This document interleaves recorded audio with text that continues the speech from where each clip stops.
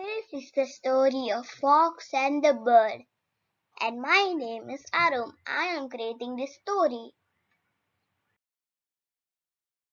A day, a bird is in a tree, and this fox is too hungry. A day, the fox and the bird is too hungry, and the bird has a biscuit in his mouth. The fox wants it. And the fox say to the bird, "Do you can sing like me?" And the bird sing like him. What will happen to the biscuit? The end. Don't forget to subscribe.